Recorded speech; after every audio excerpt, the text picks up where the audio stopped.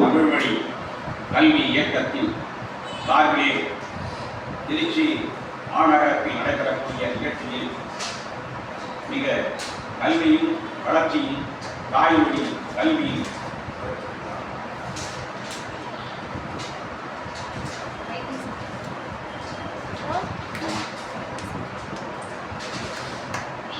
என் உயிரினும் மேலான கொள்கை உறவுகளே, இன உணர்வாளர்களே, பகுத்தறிவாளர்களே, உரிமை மீட்டெடுக்கும் களத்தினிலே தமிழ் கல்வி இயக்கம் என்றால் என்ன? இயக்கம் என்றாலே இயங்கிக் கொண்டே இருக்க வேண்டும். ஒரு மனிதனுடைய இதய துடிப்பு எவ்வாறு இயங்குகிறதோ அதுபோன்றுதான் தமிழ் கல்வி இயக்கம் இங்கே இயங்கிக் கொண்டிருக்கிறது. அந்த வகையிலே ஐயா சின்னப்பா அவர்கள் தமிழகம் முழுவதும் உரிமை களத்திலே கம்பீர பிடிக்கோடு அந்த உருக்கிவிடும் வீசையிலே கூட மூடக்கருத்து விலகி ஓடிவிடும் தலைவிரித்து ஓடும் என்ற தமிழ் கல்வி இயக்கத்தின் சார்பிலே மொழி வளர்ச்சி, உரிமை மீட்டெடுக்கும் களம், இப்படி பல மொழி பாதுகாப்பு, மொழியின் உரிமை மீட்டெடுக்கும் களத்திலே ஐயா அவர்கள் மிக சிறப்பாக பணியாற்றிக் கொண்டிருக்கிறார். அந்த வகையிலே தான் இன்றைய நிகழ்ச்சியிலே நான் ஐயா அவர்களை முதலில் உடையார்பாளையத்தில் சந்தித்தேன். அந்த சந்திப்பு தான் முதல் சந்திப்பு. அதற்கு பிறகு இரண்டாவது சந்திப்பு ஜெயங்கொண்டம் நகரிலே ஐயா அவர்கள் நான் அருகிலே இருக்கும்போது, உள்ளம்பாடிக்கு அருகிலே இருக்கும்போது உங்களுக்கு தகவல் சொல்ல விரும்புகிறேன் என்று சொன்னார். அது நேற்றைய தினம், நேற்று முன்தினம் தொடர்பு கொண்டார். கண்டிப்பாக வர வேண்டும் என்று. என் உடல்நிலையில் 75% முன்னேறிவிட்டது. அந்த வகையில் தமிழ் இன உணர்வாளர்களும் பகுத்தறிவாளர்களும் நன்முறை அளித்ததின் பேரிலே இன்று உங்களோடு கம்பீர நெடுக்கோடு பேசிக் கொண்டிருக்கிறேன். அந்த வகையிலே தலைமை உரையாற்ற தமிழ் கல்வி இயக்கம் செல்வம் ஞாயிறு அவர்கள் வரவேற்புரை காத்திருக்கிறார். தோழர் உதயகுமார் தமிழ் தேசிய விடுதலை இயக்கத்தின் சார்பிலே சிறப்புரையாற்றிருக்கிறார். காணக்கையா குமாரசாமி, புலவர் அரங்க நாடன், தோழர் செந்தமிழ் வேந்தன், தமிழ் கல்வி இயக்கம் அரசெழிலன், நவம்பர் மொழிவாரி தாயகம் அமைந்த நாளிலே ஆசி சின்னப்பா தமிழர் அவர்கள் இன்று சிறப்புரையாற்றிருக்கிறார். அதுபோன்று தமிழ்நாடு பெயர் சூட்டும் சங்கரனிலாவும் அண்ணாவும் தலைப்பில் துறை சித்தார்த்தன் அவர்கள் சிறப்புரையாற்றிருக்கிறார். பெரியாரும் திராவிடர் நாடும் தோழர் தங்கவேல் அவர்கள் சிறப்புரையாற்றிருக்கிறார். வாழ்த்துறையாக தோழர் தேனரசன், தோழர் தமிழ் அமுதன், தோழர் கார்த்தி, மக்கள் அதிகாரம், தமிழ் ஆழம், கைந்தமிழ் இலக்கம், சு எழிலன், தமிழ்நாடு குடியரசு, தமிழ் பேரவை எண்ணடி, தேச மக்கள் தமிழ் தேச மக்கள் தோழர் கதிரவன், புரட்சிகர இளைஞரணி முன்னணி வின்சென்ட், தந்தை பெரியார் திராவிடர் கழகத்தின் சார்பில் தோழர் மனோகரன் அவர்கள் சிறப்புரையாக இருக்கிறார். நன்றி உரையாக தோழர் வெற்றிவேல் தமிழ் கல்வி இயக்கத்தின் சார்பில் நன்றி உரை கூற இருக்கிறார்.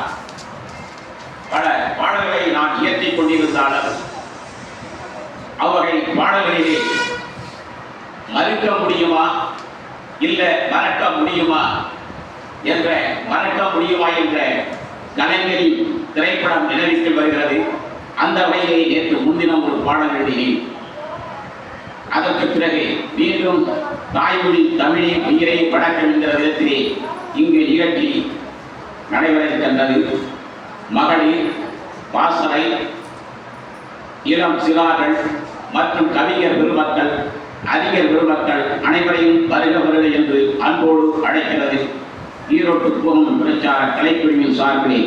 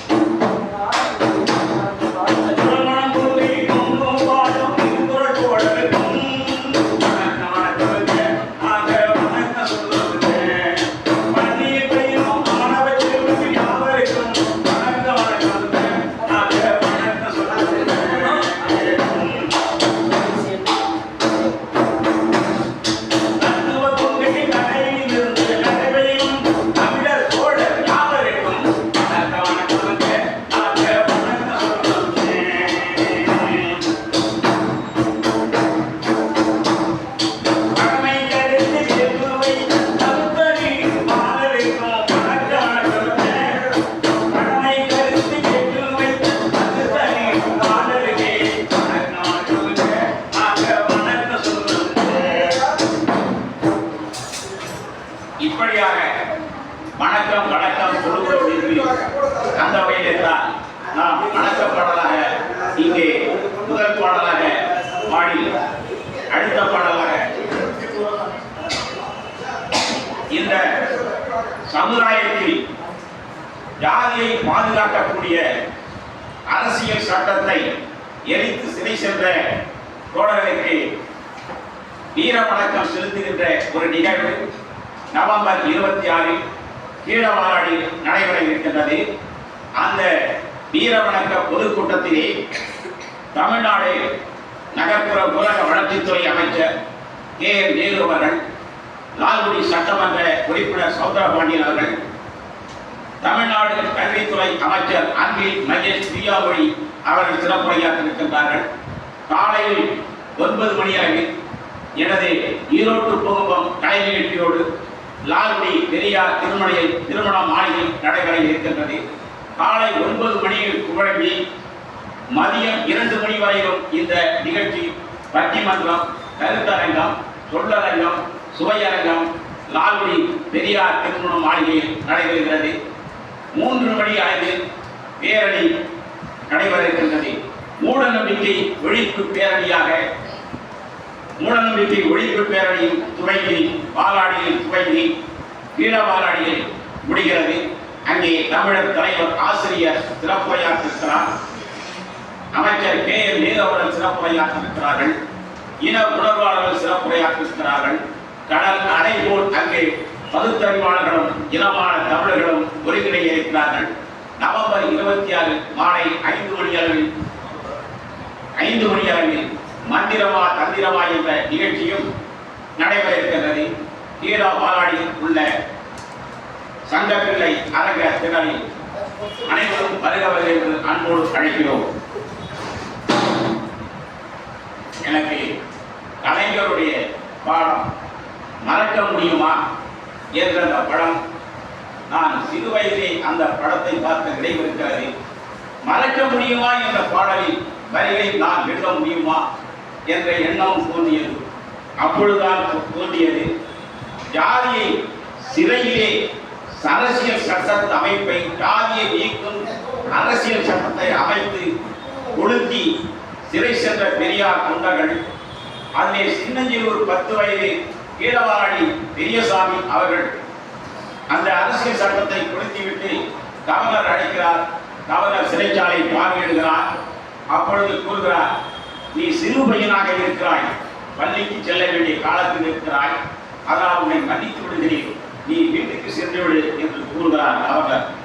ஆனால் அந்த பையன் சொல்கிறார், நான் செய்தேன், ஆனால் மீண்டும் ஜாதி பாதுகாக்கக்கூடிய அரசியல் சட்டத்தை எரித்து மீண்டும் சிறைக்கு வருவேன் என்று சொல்கிறார் கீழவாடி பெரியசாமி. அதுபோன்று சிறையிலே அந்த ஜாதி மொழிக்கு அரசியல் சட்டத்தை கொடுத்திய வகையில் லால்குடி பெரியார் பெருந்தொண்டர் முத்துச்செழியன், ஈசா தேவதராயன், திருவள்ளூர் தாடி சிதம்பரம், அதுபோன்று திருவள்ளூர் வெங்கடாஜலம், இப்படி எண்ணற்ற 10,000க்கு மேற்பட்ட தோழர்கள் நம் நாடு முழுக்க சிறைக்கு சென்றார்கள் என்றால் அதை மறுக்க முடியுமா, மறக்க முடியுமா, இல்லை மறுக்க முடியுமா என்ற தலைப்பிலே ஒரு பாடல். இப்பாடல் நேற்று முன்தினம் தான் எழுதினேன்.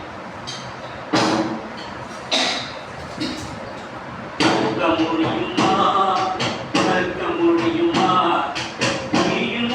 மறுக்க முடியுமா,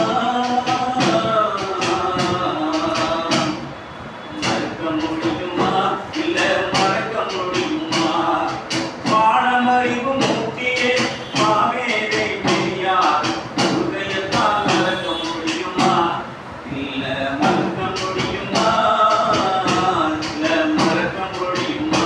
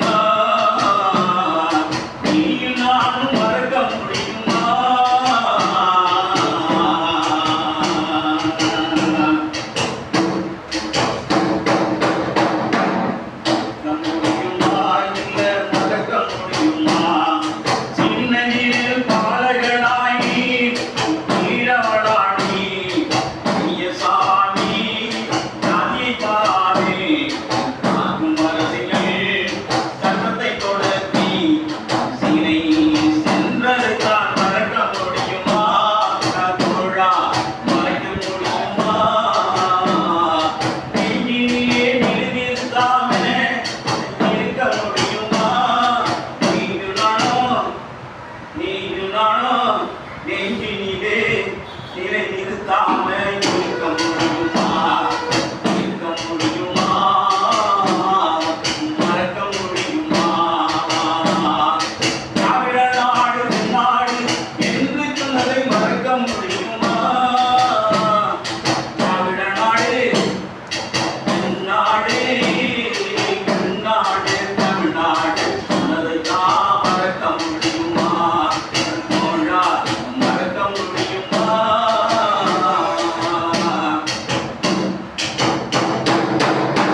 வரலாற்று சுவடுகளோடு அங்கமிட்டால் மறக்க முடியுமா? இளமும் பிள்ளைகள்லாம் வரலாற்றை மறக்க முடியுமா? இல்ல படிக்காம இருக்க முடியுமா? ஆரிய சூழ்ச்சியை அகற்றியது மறக்க முடியுமா? அறிவு மசால் பெரியார்தான் மறக்க முடியுமா? மறக்க முடியுமா? இல்ல மறக்க முடியுமா?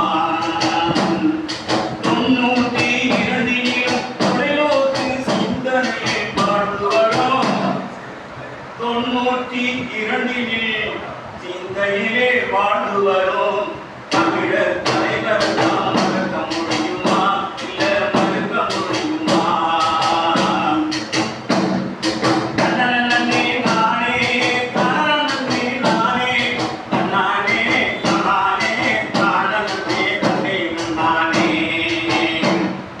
புரட்சியற்ற மனிதர்களால் வாழ்வதுதான் பயனில்லை. புரட்சியற்ற மனிதர்கள்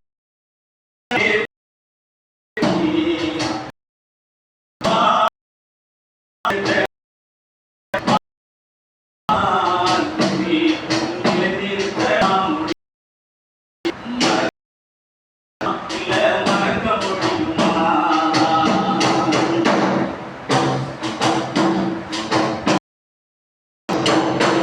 சமூக நீதி களத்திலே அடியெடுத்த சட்டப்பிள்ளையை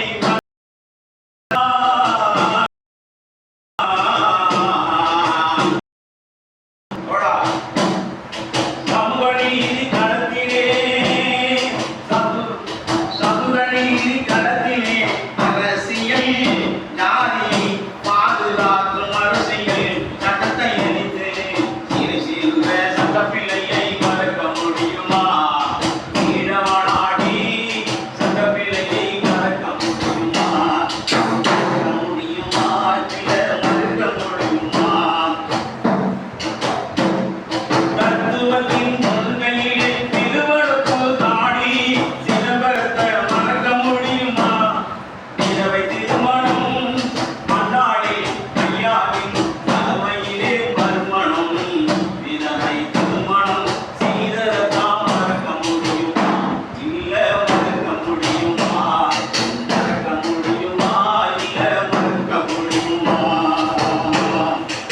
ஆரிய சூழ்ச்சியை அகற்றிவிட்ட அன்பு தமிழர்களை மறக்க முடியுமா?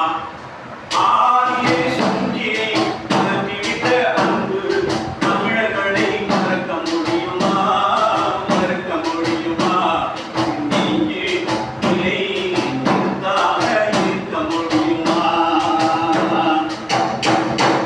வருங்கால பிள்ளைகள் யாவும் வரலாற்று ஏடுகளை படித்தாலே வாழ்க்கையிலே மறக்க முடியுமா? இல்ல மறக்க முடியுமா?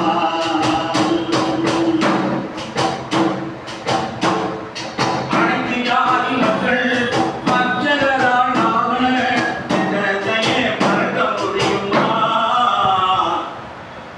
அனைத்து ஜாதி மக்களை எல்லாம் அர்ச்சகராய் ஆக்கியதை மறக்க முடியுமா? இல்ல மறக்க முடியுமா? கலைஞருக்கு வந்த 30% பெண்களுக்கு சமூரிமை தந்ததையே மறக்க முடியுமா? கலைஞர் 1999 தஞ்சை மாநகரில் திலகர் திடலில் நடைபெற்றது. அப்பொழுது தமிழ் தலைவர் ஆசிரியர் கேட்கிறார், கலைஞர் ஆற்றிய உரைக்கு பின் பெண்களுக்கு 50% வேலை வாய்ப்பு மற்றும் அது ஒரு சம உரிமை அரசு வேலை வாய்ப்பு பகுதியிலும் 50% கொடுத்தே ஆக வேண்டும். இந்த தீர்மானத்தை உடனடியே கலைஞர் அவர்கள் நிறைவேற்ற வேண்டும் என்று அறிக்கை விடுகிறார் தமிழர் தலைவர் ஆசிரியர் அவர்கள். அந்த அறிக்கைக்கு பின் ஊராட்சி, மாநகராட்சி, பேரூராட்சி போன்ற பகுதியிலே பெண்கள் மிக அங்கே வார்டு மெம்பராகவும் ஊராட்சி மன்ற தலைவராகவும் மாநகராட்சி தலைவராகவும் தேர்ந்தெடுக்கப்படுகிறார். அது கலைஞர் அவர்கள் முன்னிலையில் அந்த அமல்படுத்த வேண்டும் என்று தமிழர் தலைவர் ஆசிரியர் அவர்கள் 98 துறையினால் அறிக்கையை கேட்டிருந்தார். அதனுடைய அடிப்படையில் தான் இன்று தமிழகம் எங்கும் பெண்கள் வேலைவாய்ப்பு, அதுபோன்று பதவி உயர்வு, அது காவல்துறை, இப்படியெல்லாம் பல பகுதிகளிலே பணியாற்றுகிறார். சிறப்புரையாற்றி வேலைவாய்ப்பை பெற்றுக் கொண்டிருக்கிறார்கள். இந்த 50% 30% முதலில் முடியட்டும், 50% ஆட்சி காட்டும் என்று கலைஞர் அவர் சொல்கிறார். ஒரு அழகான பொன்மொழியை சொல்வார். ஆண்டவன் படைப்பிலே அனைவரும் சமம் என்றால் உயர்வு என்ற தாழ்வு என்ற அனைவரும் ஒரு ஜாதியாரே. ஆண்டவன் படைப்பிலே அனைவரும் சமம். அப்படி என்கிற போது அனைவரும் ஒரே ஜாதிதானே. அது என்ன நீச பாஷை? கடவுளுக்கே தெரியாது நீச பாஷை. தமிழ் ஒரு நீச பாஷைங்கிறான்.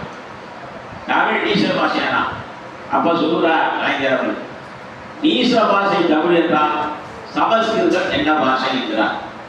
கடவுளுக்கு பூஜை செய்யணும், அந்த பூஜை தமிழில் அந்த பூஜை செய்தார் என கடவுள் வேண்டாம் என்று சொல்கிறாரா, இல்லை மறுக்கிறாரா என்று கலைஞர் கேள்விகளை கொடுக்கிறார். அதோடு மட்டுமல்ல, இன்றைய காலகட்டத்தில் SIR என்ற ஒரு வெடிகுண்டு பொருள் வந்து கொண்டிருக்கிறது. புலம்பெயர்ந்த தொழிலாளர்களுக்கு கூட இங்கே வாக்களிக்கக்கூடிய உரிமை இருக்கிறது, உரிமை வரப்போகிறது. அந்த வகையிலே மோடி பிஜேபி ஆட்சியில் இன்று பல தீர்வுகள் நம் நாட்டிலே நடைபெற இருக்கின்றது. அதை யாராலும் தடுக்க முடியாது. சிலருக்கு பாமர மக்களுக்கு அந்த கூட அந்த மனுவை உள்ளக்கூட சரிவர பூர்த்தி செய்ய தெரியவில்லை என்பது வருத்தத்துக்குரிய செய்தியாக இருந்தாலும் அதை நாம் ஒவ்வொரு தோழர்களும் படித்த இடங்களில் நாம் சேர்ந்து அதை கண்காணிக்க வேண்டும். ஆம், இந்த நாட்டுக்கு யார் வேண்டும், யார் வர வேண்டும், யார் வரக்கூடாது என்கிறதை தந்தை பெரியார் அழகாக கூறுகிறார். அதை நான் ஒரு பாடலாக இருந்து தருகிறேன். இந்த நாட்டிற்கு யார் தேவையில்லை, யாரால் இது மதவெறி கொண்டு அடைகிறது அந்த சூழ்நிலை யார், அதை நீங்க பாருங்கள். இப்பாடல் மோடி அவர்கள் பொன்மனை தோல்கட்டார்களே பரப்புரை செய்தார். ஒவ்வொரு அக்கௌண்டிலும் 15 லட்சம் கொடுக்கப்படும் என்று உறுதியிட்டு பரப்புரை செய்தார். அது வந்ததா? இல்லை, வரவில்லை. மோடி எப்படிப்பட்ட ஆள் என்பதை இப்பாடல் வழிவகுக்கும். கிட்டத்தட்ட ஒவ்வொரு மேடையும் பாடிய பாடல் தான்.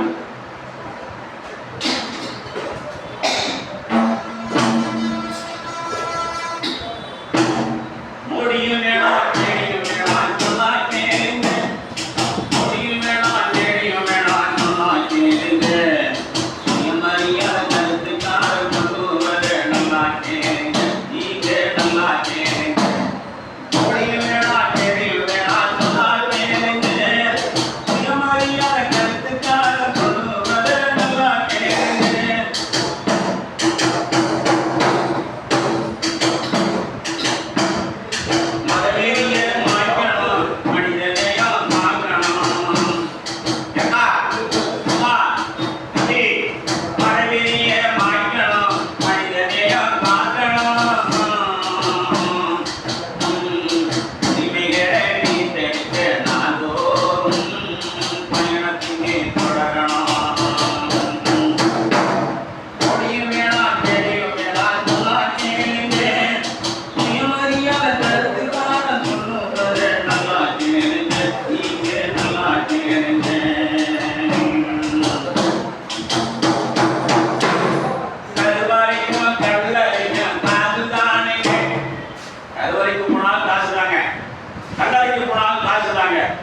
பாருங்க சமயபுரத்துக்கு போனா முன்னாடி போனாக்க எவ்வளவு நான் கட்டணும் 500 ரூபாய். யூஎஸ்ல போனா 100 ரூபாய். யூஎஸ்ல போனா 100 ரூபாய். முன்னாடி போனாக்க 500 ரூபாய். அப்படின்னு இன்னைக்கு கமிஷன் வாங்கிட்டு இருக்காரு கடவுள்.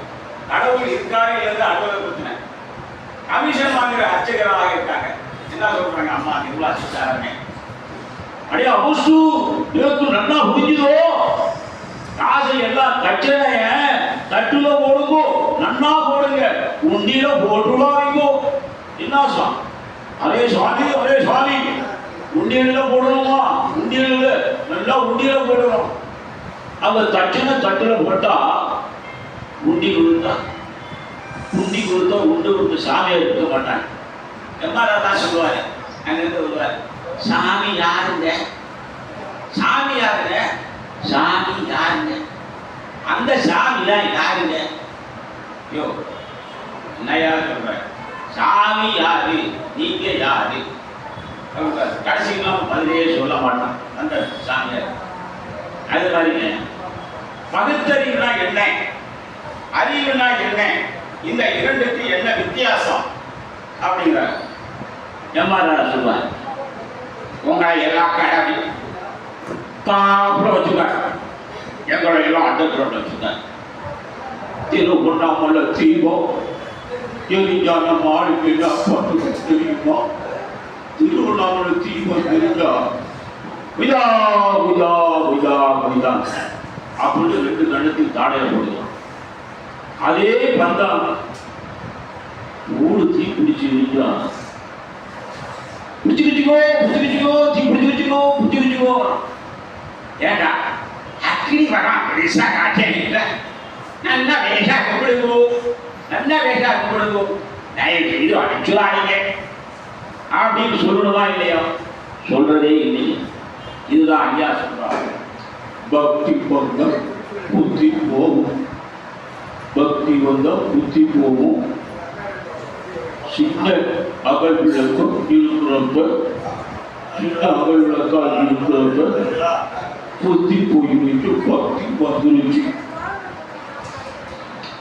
பெருசா புத்தி பிடிச்சி இருக்கிறப்ப புத்தி போயிருச்சு, பக்தி போயிருச்சு, பக்தி போயிருச்சு, புத்தி வந்துருச்சு. சின்ன விளக்கா இருக்கிறப்போ புத்தி போயிருச்சு, பக்தி வந்துருச்சு. தீபமா எரியறப்ப, ஊடு தீ பிடிச்சி எரியறப்ப பக்தி போயிருச்சு, புத்தி வந்து. பக்தி வந்தா புத்தி போகும் அண்ணே, பக்தி வந்தா புத்தி போகுண்ணே, புத்தி வந்தா பக்தி போகுண்ணே. இதுதான் பக்திக்கும் பகுத்தறிவு ஆறறிவுக்கும் உள்ள வித்தியாசம்.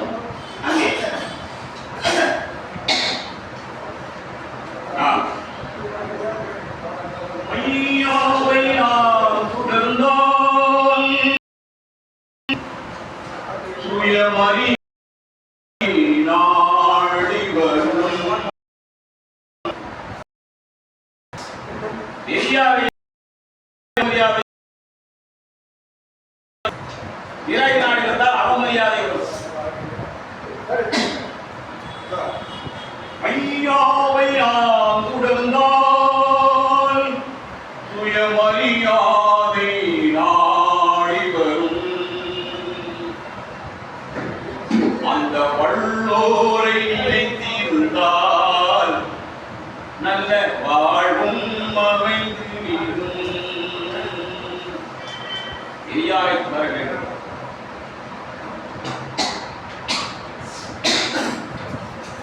ஐயாவை நாம் உணர்ந்தால் சுயமரியாதை நாடி வரும்.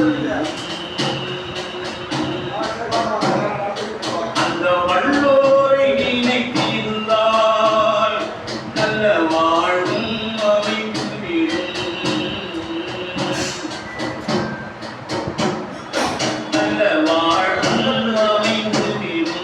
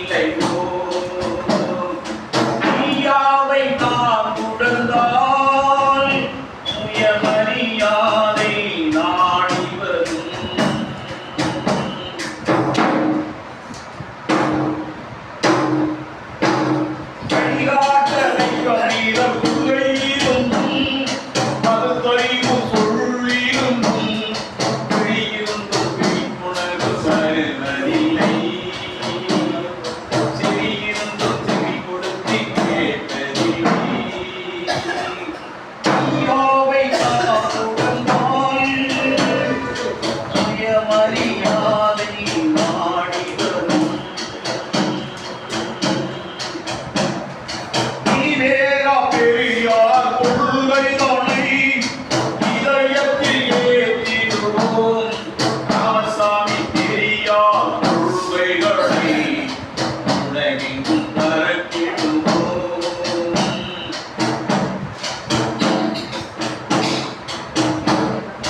ராமசாமி பெரியார் கொள்கைகளை உலகெங்கும் பரப்பிடுவோம்.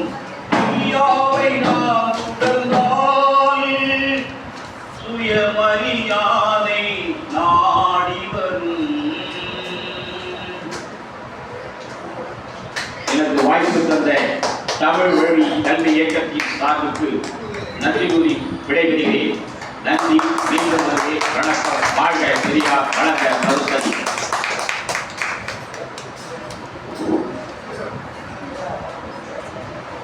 மதிப்பிற்குரிய